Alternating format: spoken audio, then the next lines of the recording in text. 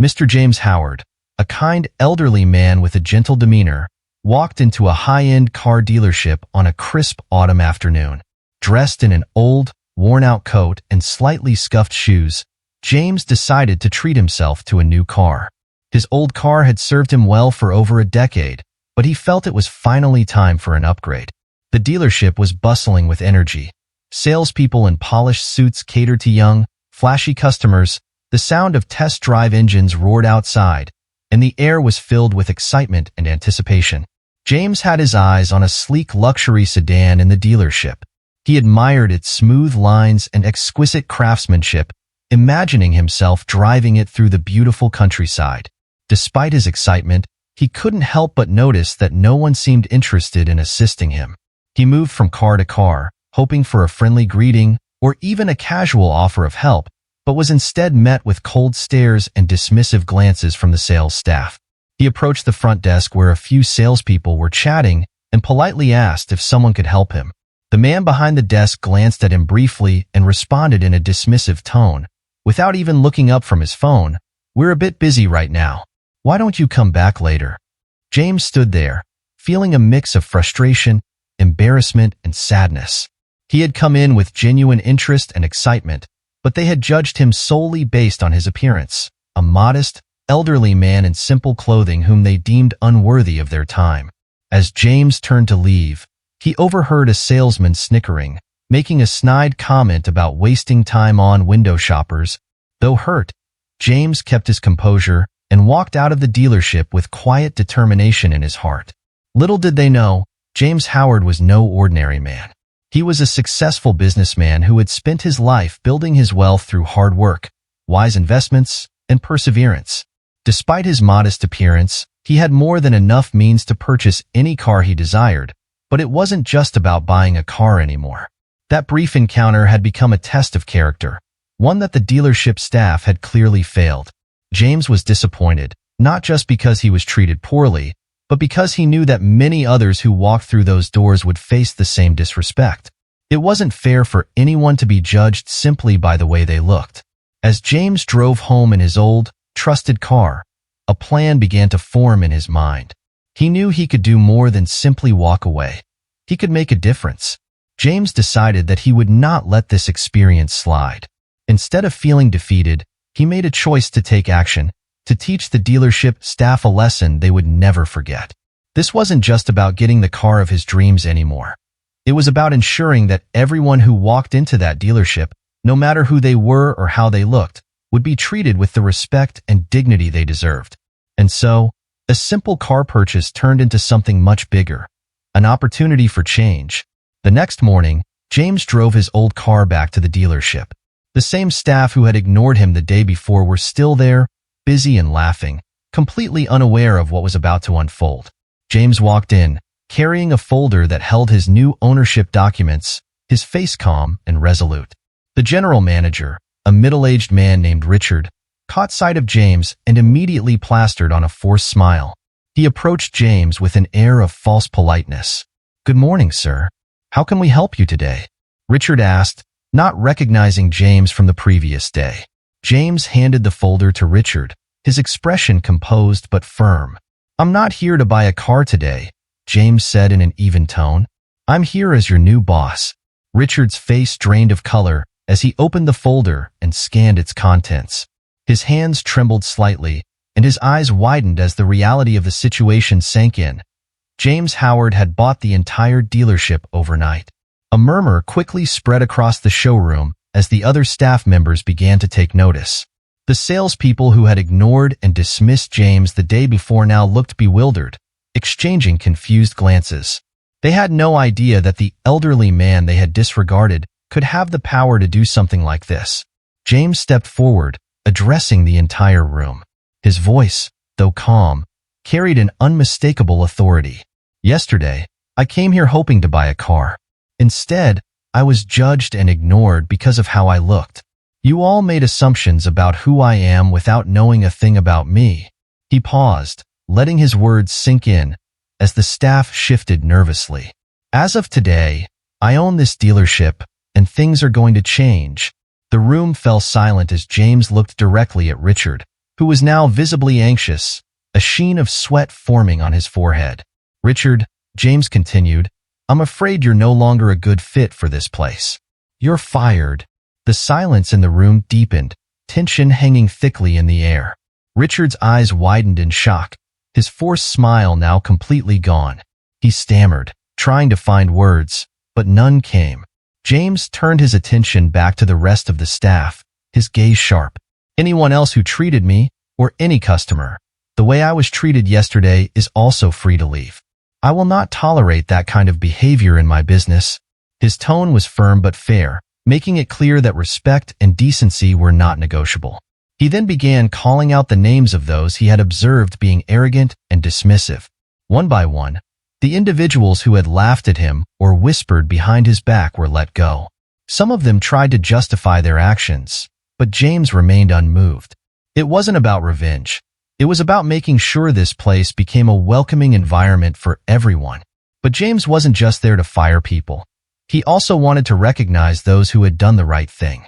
He turned to the receptionist, a young woman named Claire, who had been the only person to smile at him when he walked in.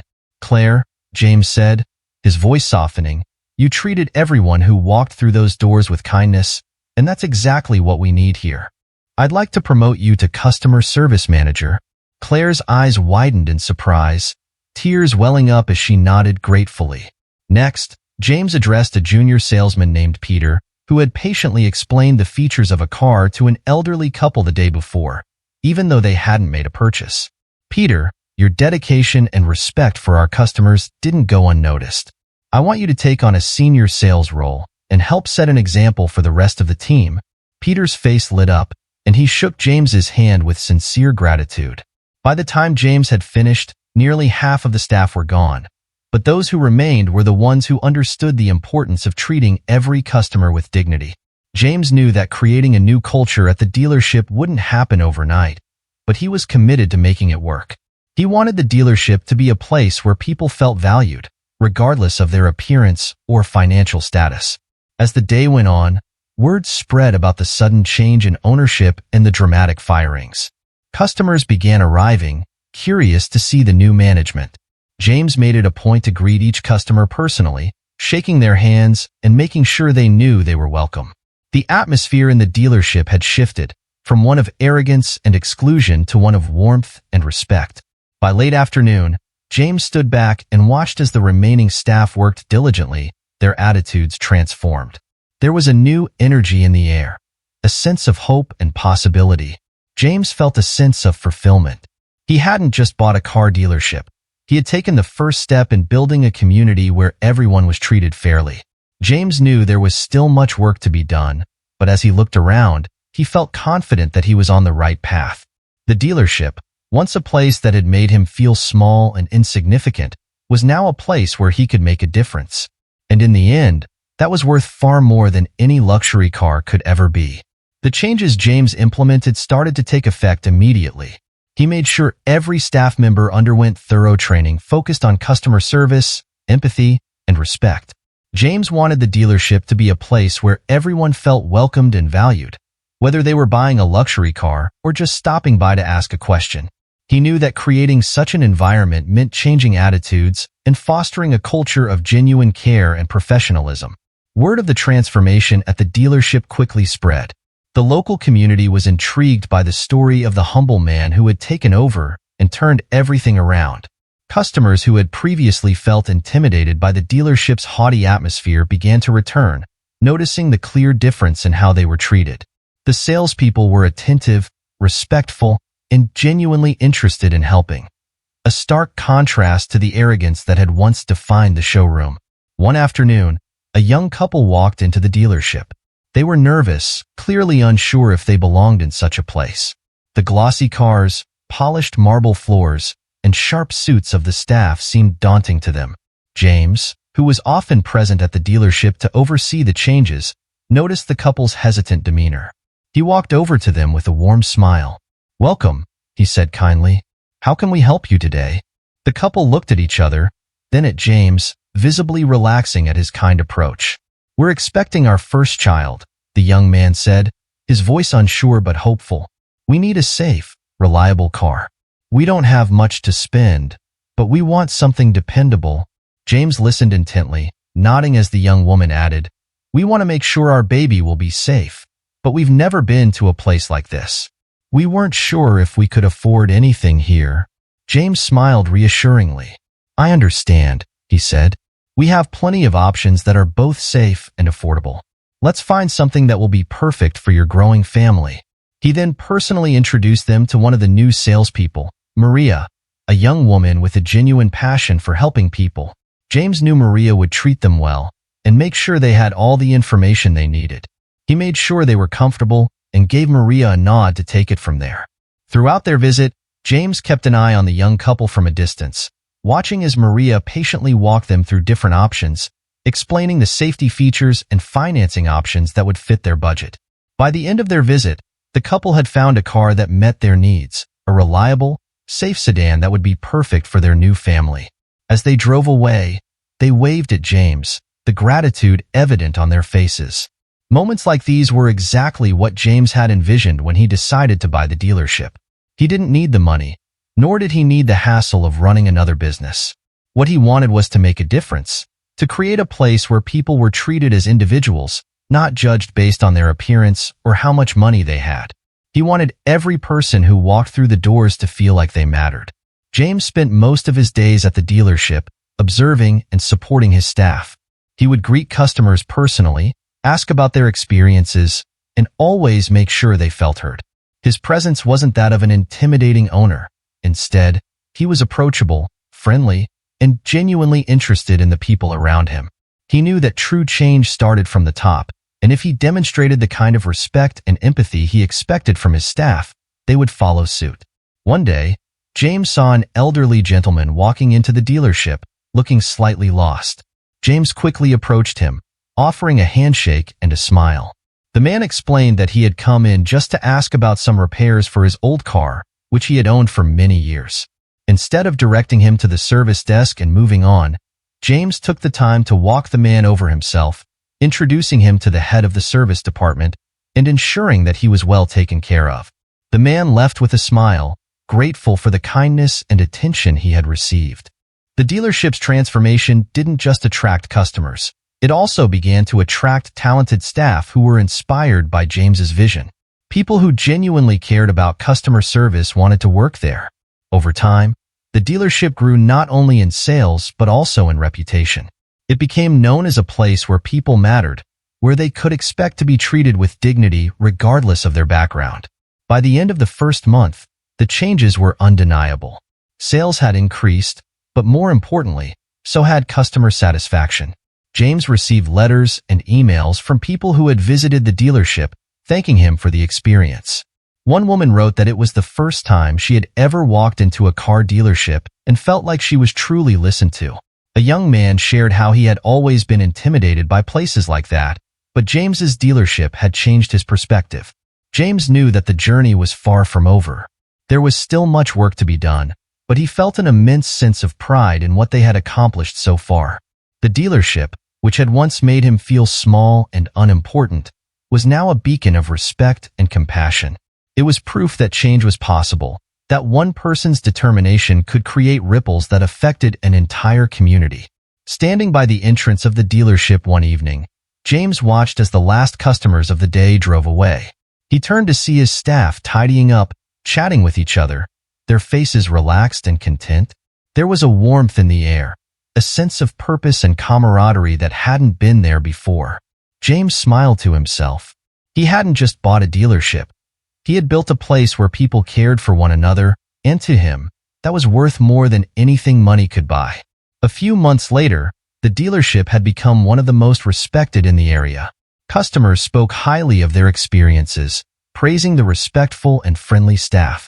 The transformation was complete, and it was all thanks to James's determination to turn a negative experience into a positive force for others. He had taken a place once filled with arrogance and turned it into a beacon of kindness and respect. James often reflected on that first day he walked into the dealership.